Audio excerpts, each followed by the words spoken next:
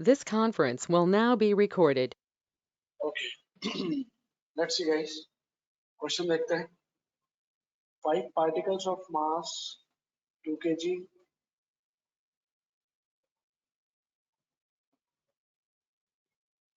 5 particles of mass 2 kg are attached to the rim of a circular disc. इसका radius है 0.1 meter and negligible mass. Moment of inertia of the system along the axis passing through center and perpendicular to its plane is.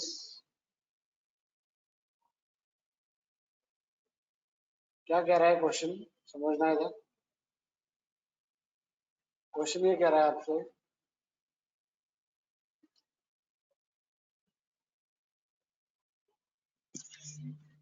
ये तो देखें. Question ये कह रहा है कि 5 मासेस हैं. 5 मासेस हैं 1 2 3 4 5. ये पांचों ऐसे रखे हुए और इस एक्सिस के अबाउट जो इनके प्लेन के परपेंडिकुलर एक्सिस हो ना, इस एक्सिस के अबाउट इनका मोमेंट ऑफ इनर्शिया निकालना है. तो वो कितना हो जाएगा 5m. पांचों मास 5m और सबका रेडियस कितना है r r r r. तो एक का होता है mr², पांचों का कितना हो जाएगा 5mr². I hope it is clear to you. कोई डाउट है इसमें? तो मोमेंट ऑफ इनर्शिया कितना हो गया 5mr². तो आई होप ये क्वेश्चंस तो कर लेंगे. मैं भी आपके साथ शेयर कर दूंगा जहां पर डिफिकल्टी लगती होगी.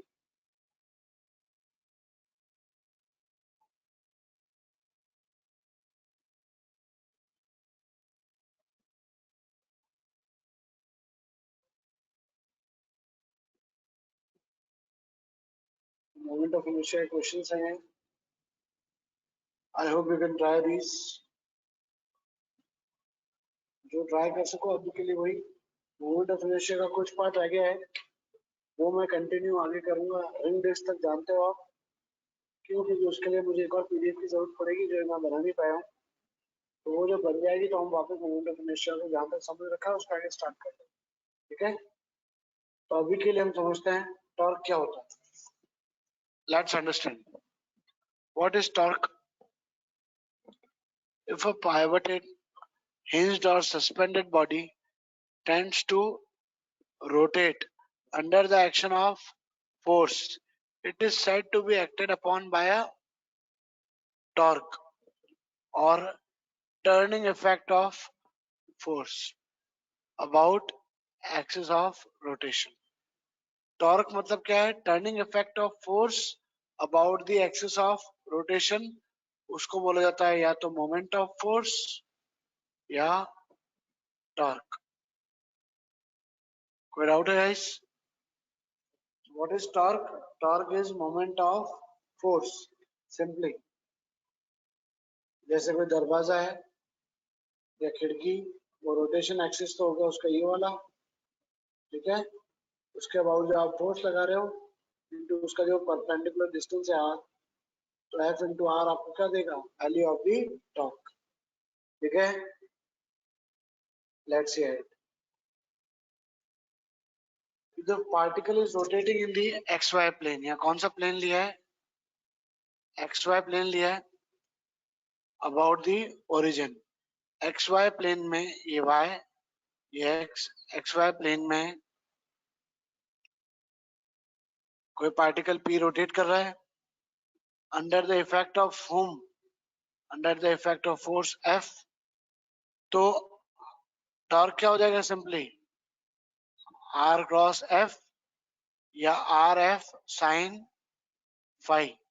क्लियर है गाइस? समझते हैं, जानते हैं सब. ठीक है. आर क्रॉस एफ या R F sine phi. Sine phi क्या होगा?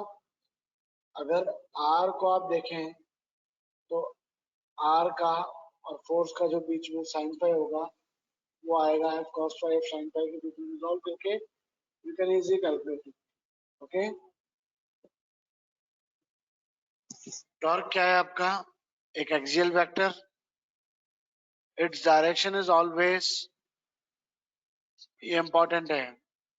Its direction is always perpendicular to the plane containing R and F. F and R के परपेंडिकुलर होता है कौन? टॉर्क. ठीक है, राइट हैंड स्क्रू रूल के हिसाब से. मतलब अगर आर और एफ के perpendicular. Clear. Rectangular component of force के क्या होते हैं? F cos phi. मतलब ये तो रेडियल कंपोनेंट हुआ जो रेडियस की तरफ एक्ट करेगा, और एक हुआ ट्रांसवर्स कंपोनेंट जो एफ साइन पाई होता है. तो टॉर्क आया R F sine pi. I hope it is clear to you. Torque वाली चीजें पहले बता चुका हूँ मैं आपको. तो यहाँ पे टॉर्क कितना होगा? F into R sine pi. Okay. अब मैक्सिमम और मिनिमम टॉर्क क्या होता है ये समझना जरूरी है. टॉर्क का फॉर्मूला आपने बता दिया कितना है भाई. टॉर्क का फॉर्मूला है simply torque equals to R cross F और R F sine phi. Clear है. अब टॉर्क मैक्सिमम कब होगा? आर एफ के बराबर. मतलब साइन थीटा भी क्या हो रहा है? मैक्सिमम हो रहा है. साइन थीटा मैक्सिमम हो रहा है मतलब साइन 90 की वैल्यू कितनी है? 1. मैक्सिमम वैल्यू 1 ही होती है. मतलब फाई कितना है? 90. मतलब एफ और आर के बीच में जो एंगल है वो कितना है? 90 डिग्री है. क्लियर है. मतलब एफ और आर क्या एक दूसरे के परपेंडिकुलर. और टॉर्क मिनिमम. मिनिमम मतलब जीरो. जीरो कब होगा? जब साइन जीरो. साइन जीरो मतलब या तो एफ और आर में एंगल है 0 डिग्री इसका, या एफ और आर में एंगल है 180 डिग्री इसका. Whether they are in the same direction और they are opposite to each other. तब टॉर्क क्या आएगा आपका? मिनिमम. मैक्सिमम टॉर्क कब आता है और मिनिमम टॉर्क कब आता है? Please have the screenshot. I hope it is clear to you.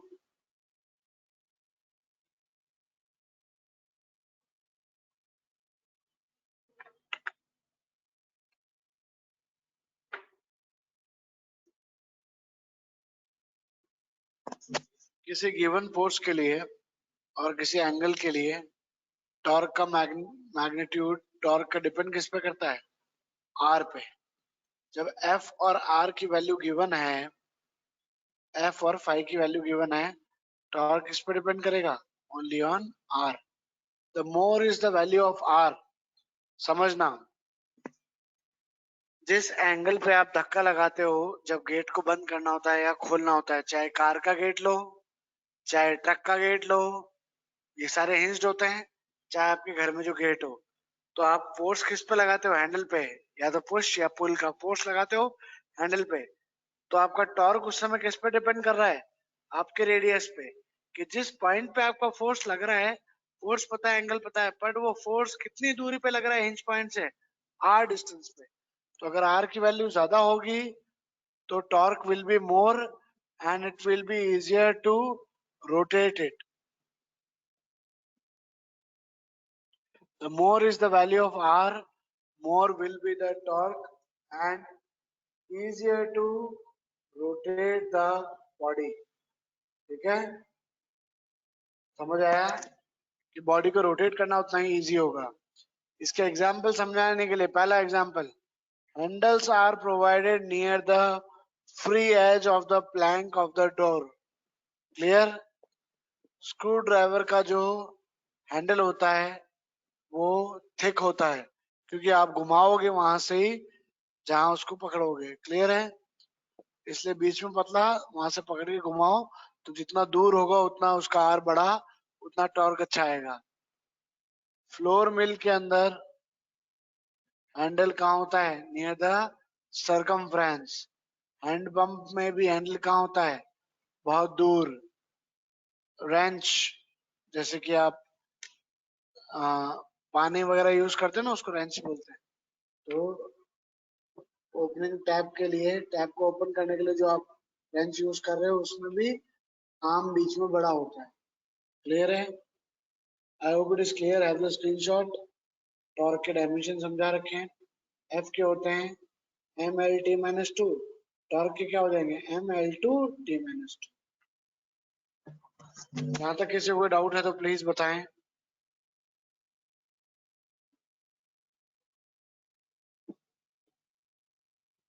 कोई डाउट किसी को?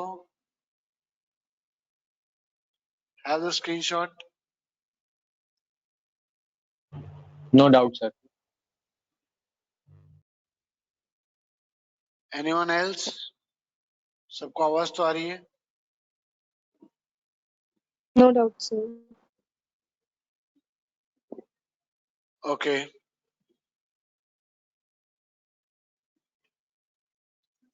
चलो भाई आगे चलते हैं।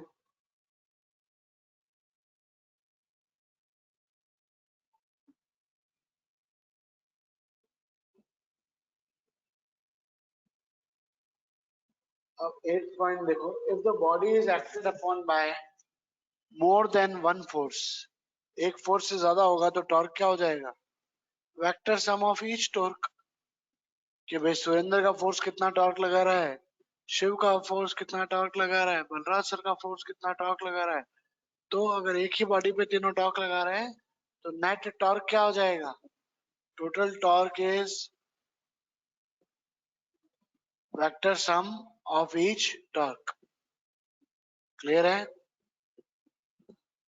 A body is said to be in rotational equilibrium। ये चीज ध्यान देना। ट्रांसलेशनल इक्विलिब्रियम कब होता है? जब किसी बॉडी पे इक्विलिब्रियम का मतलब है ट्रांसलेशनली ना उधर खिसकेगी ना इधर खिसकेगी, मतलब फोर्सेस जीरो हैं। बट ऐसे रोटेशनल इक्विलिब्रियम में हो तो रिजल्टेंट टॉर्क क्या हो जाना चाहिए? जीरो। कि बॉडी घूमेगी ही नहीं। कब? जब इधर से लगने वाला टॉर्क उधर से लगने वाला टॉर्क सारे क्या हो? नेट टॉर्क जीरो हो, तब बॉडी किसी टॉर्क के अंदर रोटेट नहीं करेगी, तब उसको बोला जाएगा रोटेशनल इक्विलिब्रियम। ओके। अगर सी सॉ की बात की जाए, understand this diagram, seesaw की बात की जाए तो इसको डायग्राम को मैं समझाता हूं आपको। वेट करना एक सेकंड के लिए।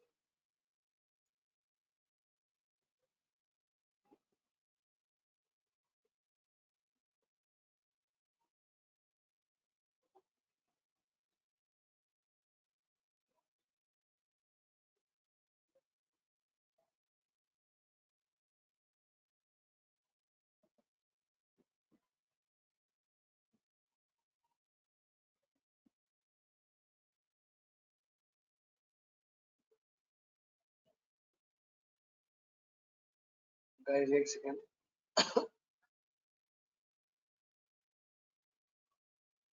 एक सेकंड वेट करना गाइस।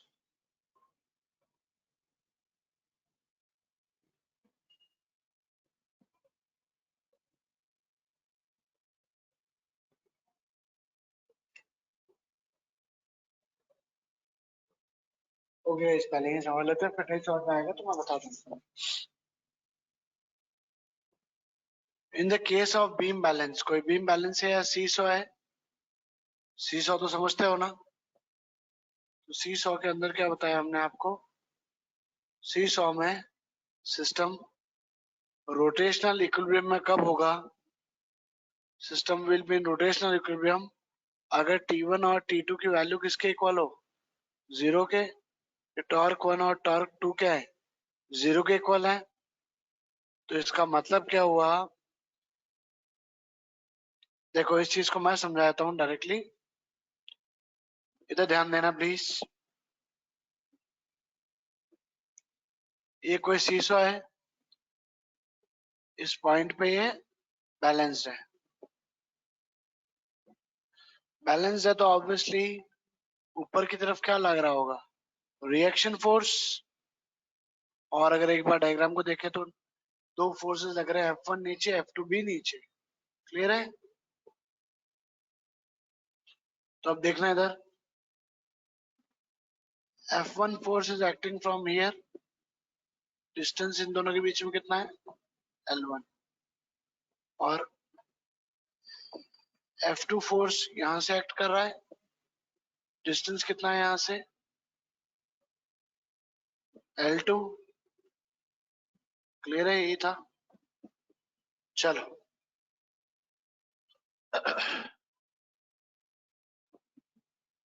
अब देखते हैं रोटेशनल इक्विलिब्रियम की बात समझते हैं। अगर ये सिस्टम रोटेशनल इक्विलिब्रियम में है तो दो टॉर्क लग रहे हैं, tau one plus tau two. Tau one तो इसकी वजह से और टो टू इसकी वजह से। ठीक है, टो वन और टॉट टू का एडिशन किसके इक्वल होना चाहिए? 0। तभी हुआ इसके ऊपर क्या? Rotational equilibrium. रोटेशनल इक्विलिब्रियम का मतलब क्या हो गया कि नेट टॉर्क क्या होना चाहिए? 0 के इक्वल होना चाहिए। नेट टॉर्क 0 के इक्वल होना चाहिए। तो एक को आप अभी मान सकते हो कि F1 इसके ऊपर कैसा फोर्स लगा रहा होगा? Can you tell me? इस पॉइंट पे लिया है, इस पॉइंट के अबाउट मोमेंट लिए हैं, तो R का तो मोमेंट इसलिए लिया क्योंकि R इस पॉइंट से एक्ट कर रहा है, तो R इंटू 0, डिस्टेंस 0 हो जाएगा, तो R को लेने की जरूरत नहीं है। F1 फोर्स को लेंगे तो इसकी वजह से कैसा इफेक्ट आया? ऐसा। और F2 फोर्स की वजह से इफेक्ट कैसा आया? नीचे की तरफ एक्ट कर रहा है, तो ये इसको इधर घुमाएगा। एक को पॉजिटिव मानो, एक को नेगेटिव। सपोज हमने इसको पॉजिटिव लिया है और इसको नेगेटिव लिया है, तो इस कंडीशन में टो वन की वैल्यू तो क्या आ जाएगी? Plus of F1L1 minus of F2L2 into R की वैल्यू तो कितनी हो गई? 0। यहाँ पता नहीं प्लस आता है माइनस आता है, और R में तो ऑलरेडी 0 था ना, इसलिए R को तो इंक्लूड करना ही नहीं है। तो अगर F1L1 और F2L2 की बैलेंस होगी तब तो ये किस में एग्जिस्ट करेगा? रोटेशनल इक्विलिब्रियम में एग्जिस्ट करेगा।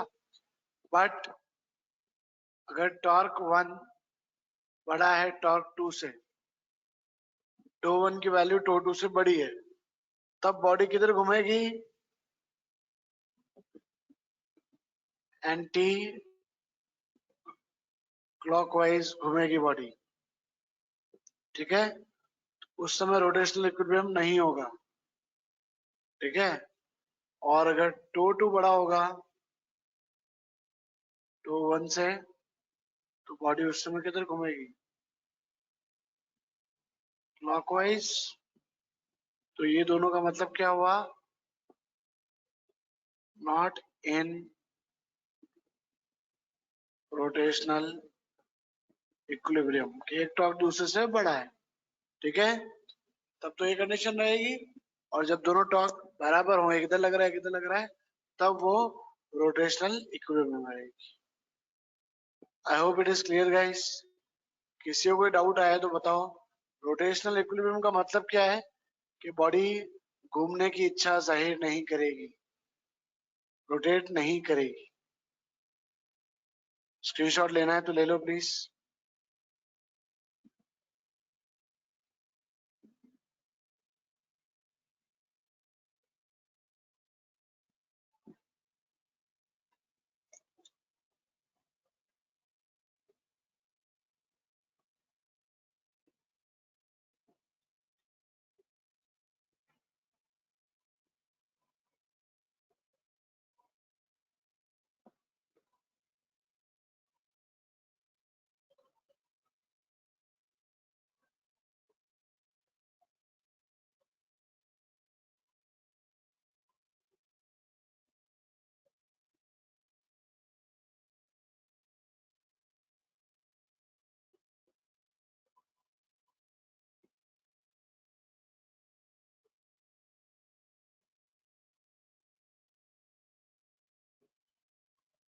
Okay guys, let's move ahead.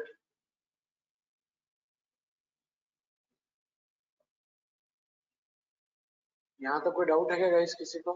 Anyone? Any doubt? No doubt, sir. Okay, let's see ahead. On tilting a body, अब क्या कह रहा है? बहुत इंपॉर्टेंट है समझना कि किसी बॉडी को आप क्या कर रहे हो? टिल्ट कर रहे हो। तो बॉडी रीस्टोर कब करेगी? अपनी इनिशियल पोजीशन रिस्टोर करेगी किसकी वजह से? टॉर्क की वजह से, टॉर्क ऑफ वेट, वेट की वजह से जो टॉर्क लगेगा अबाउट द पॉइंट ओ, ठीक है। तो इसी पार्ट को मैं समझाता हूं, ध्यान देना प्लीज, ठीक है। ये दोनों डायग्राम्स को नजर रखो बस, बाकी मैं समझाऊंगा आपको।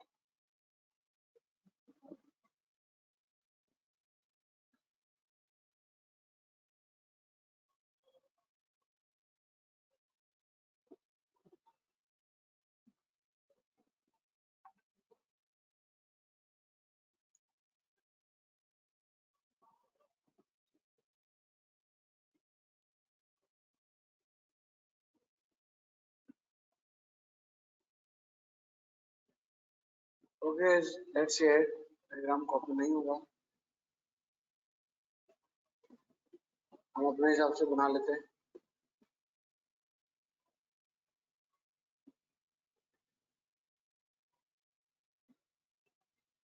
सीधा वो बनाते जो डिजायर्ड है।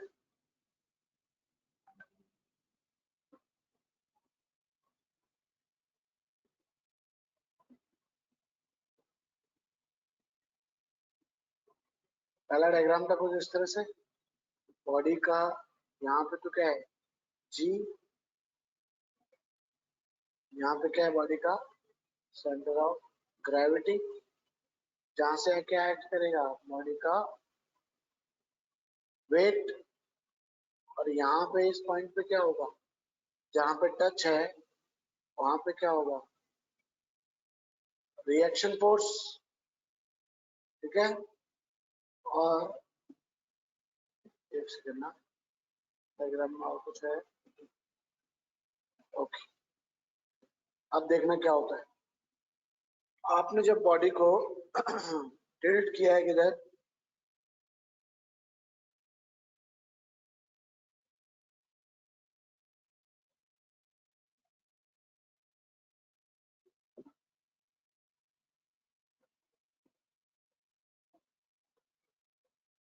आपने बॉडी पे कैसा फोर्स लगाया था, आपने बॉडी पर ऐसा फोर्स लगाया कि इस डायरेक्शन में आपने क्या किया, उसको टिल्ट किया।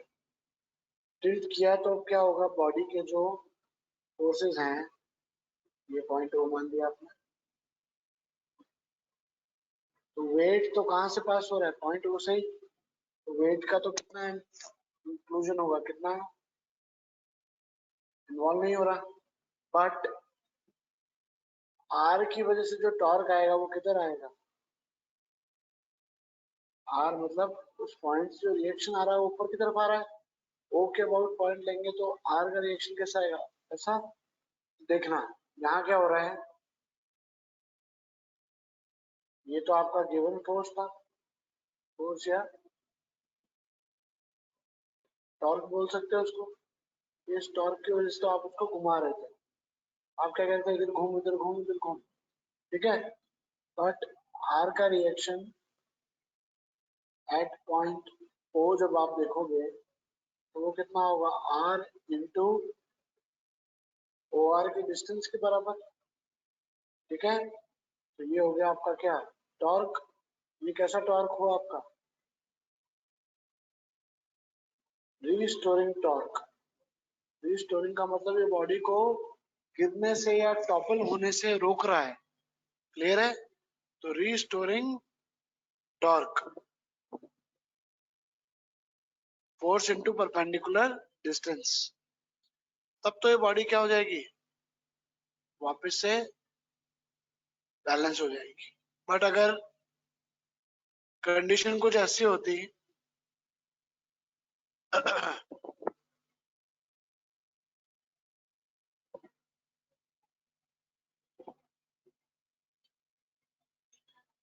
देखना कंडीशन अगर ऐसी होती,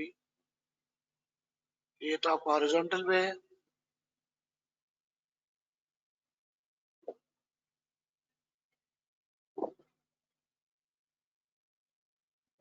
तो यहां से तो लग रहा था आपका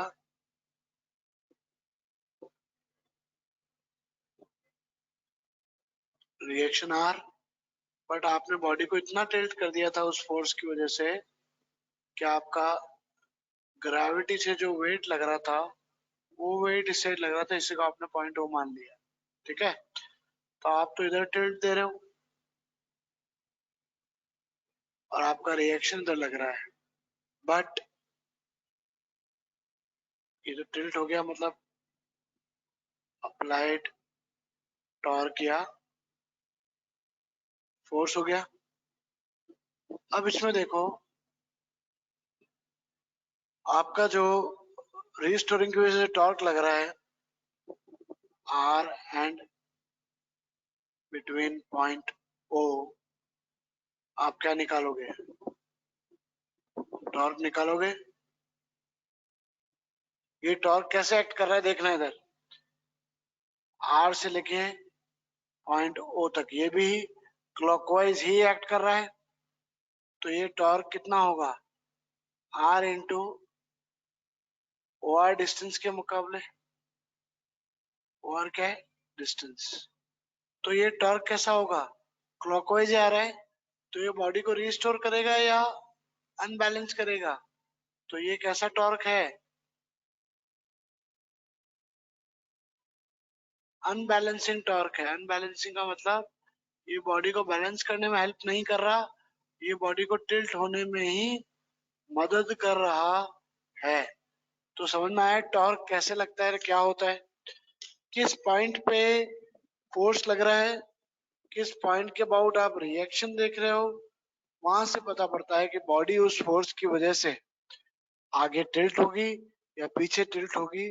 तो point of application of force और किसके अबाउट आप रिएक्शन ले रहे हो, टॉर्क ले रहे हो, वो डिपेंड करता है। ये आपको इन दोनों डायग्राम से समझाया गया। इसमें तो आर का इफेक्ट कैसा था, यहाँ आर का इफेक्ट कैसा था, इस तरह का। यहाँ आर का इफेक्ट कैसा है, इस तरह का। क्लियर है? आया कुछ समझ? कोई डाउट है किसी को? आस्क में प्लीज। कोई डाउट नहीं है तो बताएं।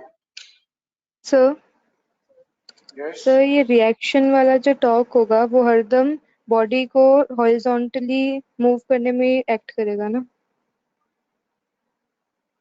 लाइक वो पूरा टिल्टेड है तो वो पूरा हॉरिजॉन्टली मैच हो जाए सरफेस से, तो उसी डायरेक्शन में लगेगा ना। ये घुमाने की कोशिश कर रहा है बेटा बेटी को, बॉडी को क्या कर रहा है, रोटेट कर रहा है। देखो वापस समझाता हूँ, ध्यान देना है ना, नहीं समझ में उसी आया तो वापस डायरेक्शन। बोलना, ठीक है? हाँ मैं समझाता हूँ एक बार, जस्ट मिनट। बॉडी पे मैंने पॉइंट लिए A B C D.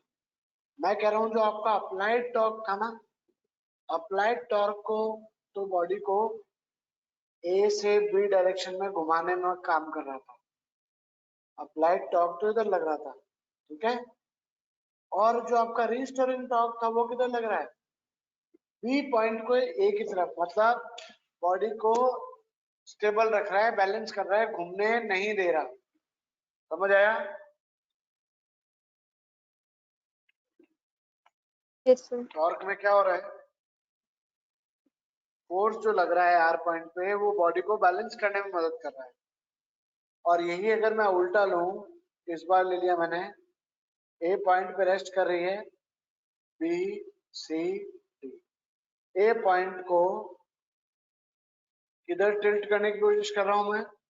A point पे इधर टिल्ट करने की कोशिश कर रहा हूं, लेकिन इस बार क्या हुआ, मेरा रिएक्शन फोर्स पिछली बार तो बी पॉइंट से लग रहा था, बी पॉइंट टच में था, बॉडी ऐसे टिल्टेड थी कि उधर से टिल्ट हो रही थी।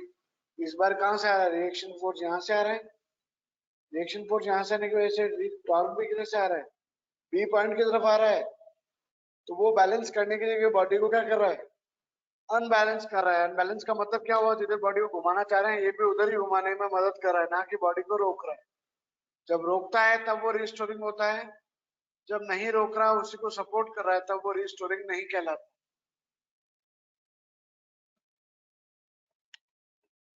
Okay sir, now clear. Reaction force जब बॉडी को रोकेगा ना, अपोज करेगा अप्लाइड के अगेंस्ट, तब वो रिस्टोरिंग कहलाएगा। लेकिन बाद में लगने वाला फोर्स अगर सपोर्ट कर रहा है, उसी डायरेक्शन में, सेम डायरेक्शन में घुमा रहा है, then it is not called as restoring. It will be helping the body to gain that position. Okay, so it depends on the position, किसके अबाउट मूवमेंट ले रहे हैं, फोर्स किधर लग रहा है, उस पर डिपेंड करता है कि टॉर्क का इफेक्ट किधर आएगा. Now is it clear to everyone? Yes, sir. Others? Niharika, अब क्लियर है टॉर्क के बारे में? Yes, sir. Clear. Surendra, Shiv, समझ में आ रहा है बेटा? Sandeep? Yes, sir. Yes, sir. Clear. Okay guys, अगर स्क्रीनशॉट ले लिया हो तो चलें आगे.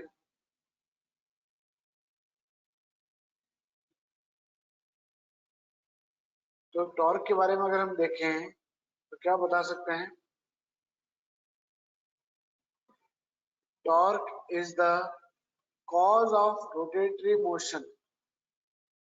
टॉर्क ही वो चीज है जिसकी वजह से क्या होता है, रोटरी मोशन होता है. Okay, torque is the cause of rotary motion. Why rotary motion happens? Because of the torque. Okay, and rotational motion it plays same role as force plays in translatory motion. जो role force अदा करता है translatory motion में, वही torque अदा करता है rotatory motion में. ठीक है, तो टॉर्क को फोर्स की फॉर्म में अगर रिप्रेजेंट किया जाए तो टॉर्क को क्या रिप्रेजेंट कर सकते हो आप? Sorry, torque equals to, force क्या होता है, मास इनटू एक्सेलरेशन. मास की जगह मोमेंट ऑफ इनर्शिया आई और एंगल ऑफ एक्सेलरेशन, एक्सेलरेशन की जगह अल्फा. तो मास इनटू एक्सेलरेशन की जगह आई अल्फा. वर्क होता है फोर्स इनटू डिस्प्लेसमेंट, तो टॉर्क इनटू एंगुलर डिस्प्लेसमेंट भी ले सकते हैं. ये सबको समझ में आया? नहीं आया तो मैं बता देता हूं, सुनो. सुनना, इधर ध्यान देना.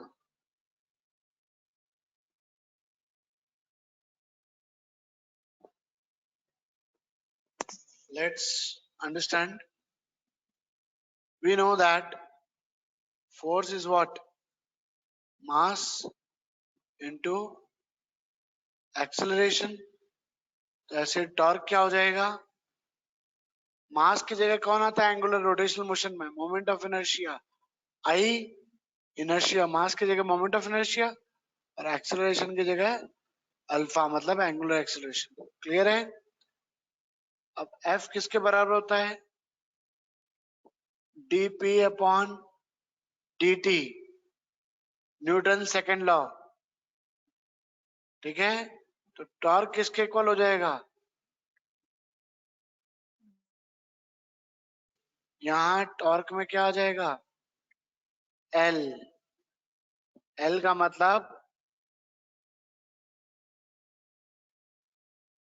एंगुलर, एक सेकेंड, टॉर्क किसके बराबर होगा? एंगुलर मोमेंटम के. अल्फा क्या है? Angular acceleration. क्लियर है? सिमिलरली वर्क अगर देखा जाए तो वर्क क्या होता है? वर्क होता है कभी भी क्या? फोर्स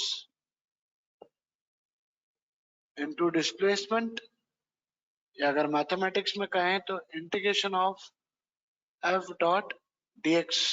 छोटा सा डिस्प्लेसमेंट हो तो ये दोनों वेक्टर्स होते हैं, ये स्केलर होता है. आया ना?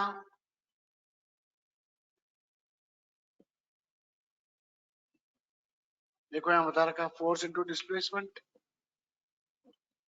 तो टॉर्क क्या हो जाएगा? Sorry, what will be torque या work done क्या हो जाएगा उसकी जगह देखना. यहाँ work done क्या हो जाएगा ध्यान देना. Torque into displacement, it would be torque into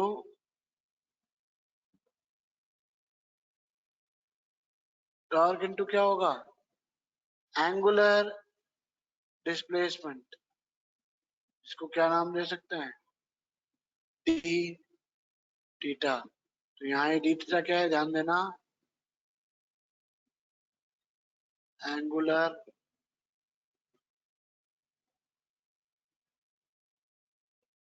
displacement.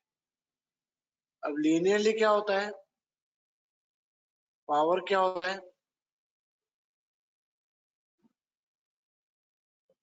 Linearly देखना पावर क्या होता है तो समझा देता हूँ. पावर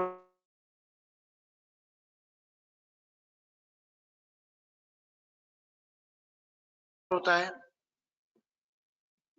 पावर किसके बराबर होता है? Work done upon work done किसके इक्वल है? Displacement upon time. तो यहाँ से पावर क्या आया? Force into displacement upon time क्या होता है? वेलोसिटी. तो फोर्स इंटू वेलोसिटी ये क्या होता है? पावर. फोर्स इंटू वेलोसिटी ये भी डॉट प्रोडक्ट होता है. You remember this. Force into velocity power के बराबर. ऐसे जब एंगुलर में आएंगे तो पावर क्या हो जाएगा? टॉर्क इंटू वेलोसिटी की जगह क्या आ जाएगा? Angular velocity omega. यस और नो. तो it would be torque into angular velocity. ये ओमेगा क्या है?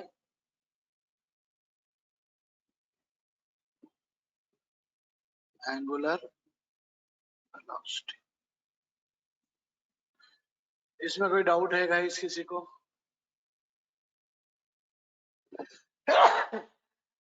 I'm sorry. प्लीज स्क्रीनशॉट लें. सर पावर स्केलर क्यों होती है?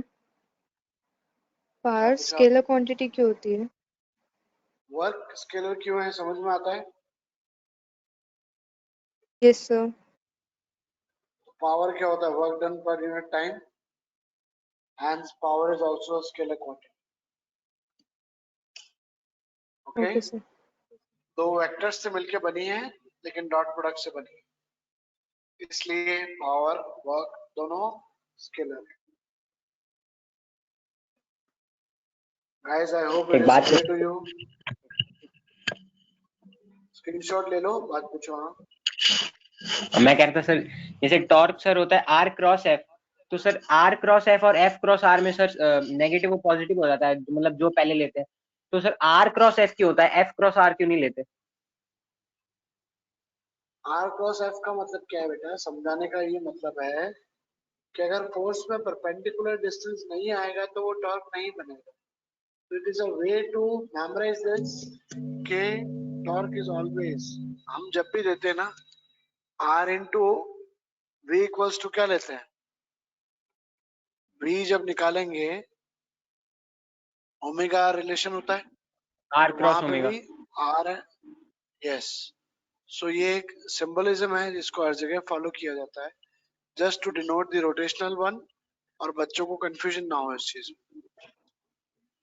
Okay sir. लेकिन सर अगर मतलब आर मतलब जो आर है उसको सर राइट साइड में ले लें तो साइन चेंज हो जाता है, ऐसा मैंने कहीं सुना है. ऑब्वियसली होगा. सुनो आप खुद सोचो, x क्रॉस y करोगे या y क्रॉस x करोगे, एक प्लस z हाँ होगा सर. एक माइनस z होगा, है ना? बट ये समझाने का तरीका है, इसलिए आपको हर समय r को ही पहले रखना है. ओके.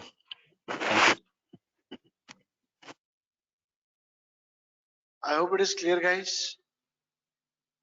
Do remember. कपल क्या होता है ध्यान देना. What is couple? Session and भी करना है. What do you mean by couple? Combination of forces even when the entire body is free to move can rotate it. Body free to move है, दोनों फोर्सेस अगर एक ही direction में effect दे रहे हैं, जैसा कि ये फोर्स भी बॉडी पे कैसा मोशन देगा, इस आर को उधर घुमाने की कोशिश करेगा और ये फोर्स भी इधर, तो दोनों फोर्सेस का कॉम्बिनेशन क्या है, देखो यहां पढ़ते हैं. A couple is defined as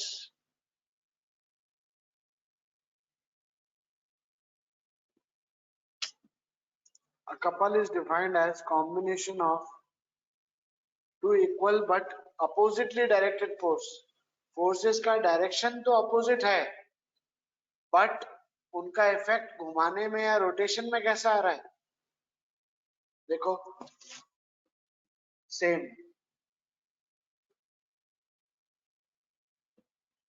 A couple is defined as combination of two equal but oppositely directed force. Forces की वैल्यू इक्वल है बट अपोजिटली डायरेक्टेड है, तो इनका इफेक्ट जब घुमाने में देखा जाएगा तो वो घुमाएंगे कैसे, कपल की तरह एक्ट करेंगे. डब्बे में समझाया था ना मैंने आपको, जैसे एक डब्बे पे आप फोर्स अप्लाई कर रहे हो, तो डब्बे के राइट हैंड साइड को तो आप ऊपर की तरफ घुमा रहे हो और लेफ्ट हैंड साइड को नीचे की तरफ घुमा रहे हो, बट उसका इफेक्ट कैसा आ रहा है, क्या आप उसको एंटी क्लॉकवाइज घुमाना चाहते हो, यही कपल कहलाता है. Generally both couple and torque carry the equal meaning. The basic difference between torque and couple is the fact both the forces are externally applied, while in case of a torque, one force can be externally applied and other one is reactionary force. एक outside force हो सकता है, एक inbuilt force हो सकता है, reaction force हो सकता है. तो टॉर्क में और कपल में डिफरेंस क्या होता है, कपल में दोनों एक्सटर्नल फोर्स होंगे, टॉर्क में एक एक्सटर्नल दूसरा इंटरनल फोर्स भी हो सकता है. क्लियर है?